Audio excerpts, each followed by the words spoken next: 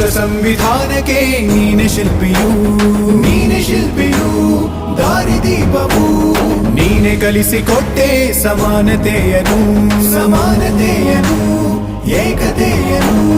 ರಾಷ್ಟ್ರ ಸಂವಿಧಾನಕ್ಕೆ ನೀನೆ ಶಿಲ್ಪಿಯು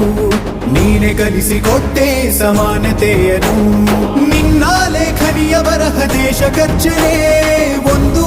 ಮಾತು ಕೂಡ ಭೀಮ ಗರ್ಜನೆ ನಾಯಕ ನೀನು ಭೀಮರ ಮಹಾನಾಯಕ ನೀನು ಭೀಮರ ನಾಯಕ ನೀನು ಭೀಮರ ಮಹಾನಾಯಕ ನೀನು ಭೀಮರ ನೊಂದ ಜನ